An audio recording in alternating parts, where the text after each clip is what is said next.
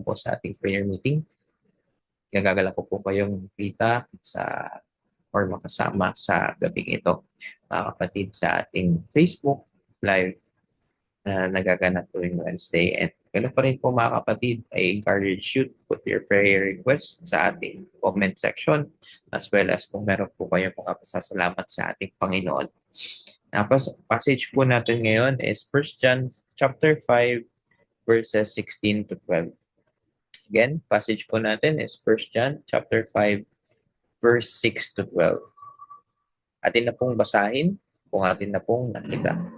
This is he who come by the water and blood, Jesus Christ, not by the water only, but by the water and the blood.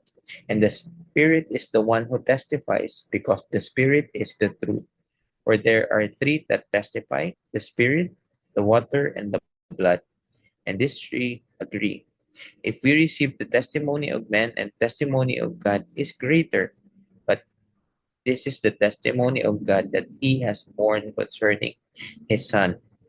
Whoever believes in the Son of God has the testimony in himself. Whoever does not believe God has made him a liar, because he has not believed in the testimony that God has borne concerning his Son. And this is the testimony that God gave us eternal life, and this life is in his Son. Whoever has the Son has the life. Whoever does not have the Son of God does not have the life. Purihin po ang salita ng Panginoon. Kita po natin mga kapatid sa ating topic ngayong gabing ito, na kung saan ang Ama, pinatutuhanan niya na si Jesus ay ang kanyang anak. And makikita din natin na sinasabi sa ating verse na si Yesu Cristo ay totoo at siya po ay ang anak ng Diyos. And sinasabi din po dito mga kapatid na meron pong tatlong saksi na nagpapatotoo. Ito po ang tubig, ang dugo, at ang espiritu. Makikita po natin mga kapatid na si Jesus ay pumarito bilang isang tubig at dugo daw po. At ang espiritu ay ang naging saksi. Ang tubig ay nagsisignify, sabi ng mga Bible scholar, ng baptism ng ating Panginoon. Sinimulan niya ang kanyang ministry sa pamamagitan ng baptism, as well as yung tinapos naman ang kanyang purpose sa atin nung siya ay namatay. Na dahil sa kanyang kamatayan, tayo po ay naligtas. And ito po ay pinatutuhanan ng Espiritu. Definition dito po ng Spirit, ang sinasabi ni Paul, ay ni John, is the Spirit is the truth, or ang katotohanan. Ito po ay makikita natin sa verse 6. Sinasabi din po dito na ang Espiritu, ang tubig at ang dugo ay sila yung tatlong saksi. At sila daw po ay nagkakaisa. Sinabi pong nagkakaisa, hindi po sila nagkakaiba-iba. Sila po ay nagkakabuo-buo ng idea pertaining sa anak na si Jesus. Na kung saan sinasabi ng tatlong ito na si Jesus ay totoo. Nabuhay si Jesus, binautismohan si Jesus, namatay si Jesus. Si Jesus ay totoo na buhay. Ay, hindi po katang-isip. And itong spirit na ito na sinasabi ni John sa John 15:26 na advocate or katuling natin na nagte-testify sa ating Diyos. Ito din po ang Spirit of Truth. Makikita din po natin sa mga sulat ni John na palagi niya pong sinasabi na ang Espiritu ay katotohanan at ang Espiritu ay ang ating helper. Diyan po natin makikita sa John 14:17, chapter 15:26, and chapter 16:13. Lahat po yan sinasabi at nag-define sa Spirit bilang isang makatotohanan. Ibig sabihin nito, hindi po nagsisinungaling. And makikita din po natin na ang testimonya ng Diyos ay higit pa sa testimonya ng mga tao. So makikita po natin dito mga kapatid na bilang ang Ama, pinatutuhanan niya na ang anak na si Yesu Cristo ay naparito at sinuportahan pa ito ng tatlong saksi or nagpatotoo. Makakatiyak po tayo mga kapatid na ang testimonya ng ating Diyos Ama is totoo at ito ay higit pa sa testimonya ng mga tao. Sinasabi nga po, sino mang naniniwala sa Panginoong Jesus ay may patotoo sa sarili. Kung sino man po ang hindi naniwala na si Jesus ay naparito para iligtas ang tao is ginagawa daw po siyang sinungaling ng Diyos, which is hindi po gagawin ng ating Ama. Because siya ay ang Diyos ng katotohanan. Kaya nga po, ang testimonya ng Diyos is firm. Ang testimonya ng Espiritu, ng dugo at ng tubig is firm, and makikita po natin yan sa Bible. Kaya nga po mga kapatid, ang hindi naniniwala na si Jesus ay nabuhay is napakamalaking kamalian po, or sinasabi natin na isang malaking kasinungalingan, because nabuhay po ang Panginoong Jesus. Kaya po, napaka-firm ng ating foundation, ng ating faith, because alam natin na ang Panginoong Jesus na ating sinasamba is nabuhay, namatay para po sa atin. And sa kadahilan ng ito, na kanyang pagkamatay, tayo po ay binigyan ng buhay na walang hanggan.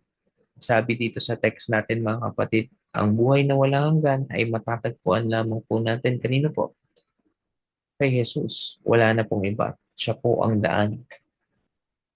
Siya lamang po ang daan. Nag-iisang daan patungo sa Ama. Di po natin kaya sa ating sarili na maabot ang Ama, because tayo po ay likas na makasalanan.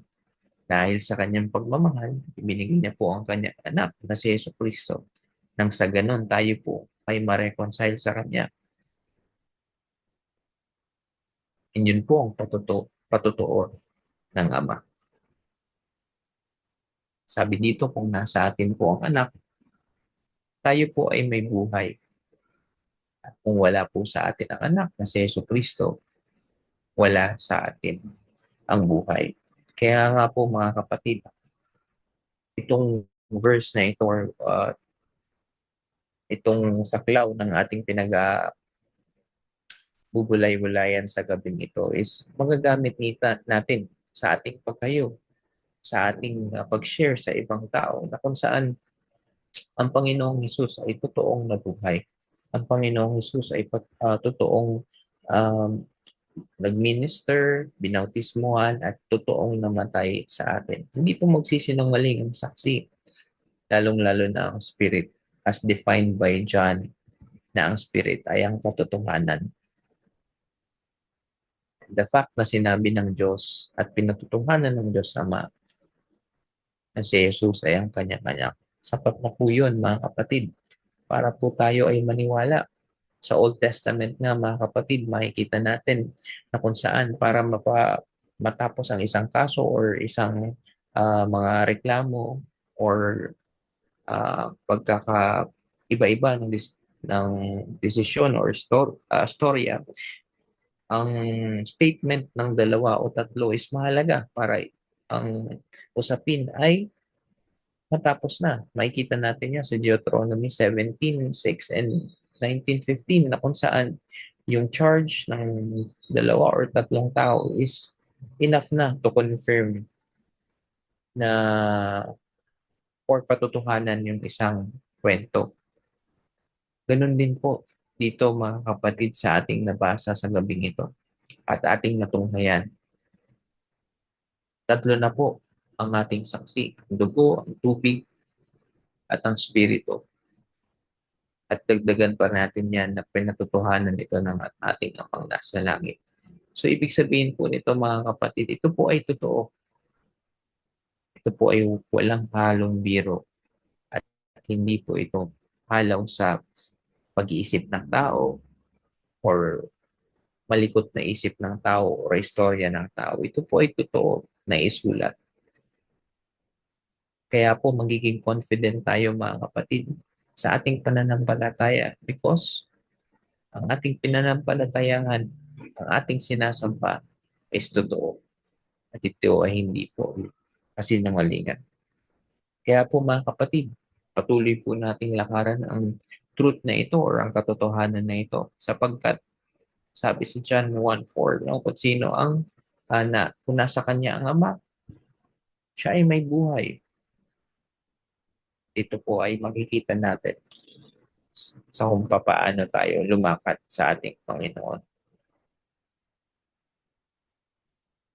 Nararapat lang po mga kapatid na sa verse na ito is atin pong makita or ating makapulutan ng lakas ng loob. Enough na para po tayo ay humayo and just ito po ay nagiging inline sa ating mga uh, gustong tahakin ang pag-reach ng next generation barangay as well as ang mga harvest na ating gagawin sa ating anniversary, no, na itatopic natin. Ito po ay mahalagang nasa ating puso na panghahawakan natin na ang sinishare natin ay hindi katang-isip lamang, kundi ito ay tunay, totoo, at ito ay galing sa Ama. Pinatotohanan ng tatlong saksi. Kaya mga kapatid, ini-encourage ko po kayo na panghawakan natin ito. Ilagay po natin ito sa puso at kung man tayo man ay may kaagam-agam o pagdududa pa, alisin na po natin ito sapagkat ang ating pong pinapaniwalaan, sinasamba at pinagdilingkuran at sinishare sa ibang tao is totoo. Kaya makakaasa po tayo na hindi po tayo mapapahiya because ang daladala nating balita, ang daladala nating news sa ibang tao is totoo, genuine, at hindi ito katang-isip lamang. Magagamit po natin ito mga kapatid. Sana ipanalangin po natin sa ating Panginoon na ito'y magsilbing scene para tayo po ay mas lalong lumakas ang loob at lalo po tayong ma-encourage sa ating faith, sa ating Panginoon. Yan lamang po mga kapatid ang ating mensahe sa gabing ito. Naway tayo po ay na-encourage na ang pinanampalatayahan natin, sinasamba natin is totoo at walang halong biro or katang-isip lamang. Maraming po salamat. Pagpalain po tayo ng ating Panginoon sa pinagpalang gabi po. Tayo na po ay manalangin.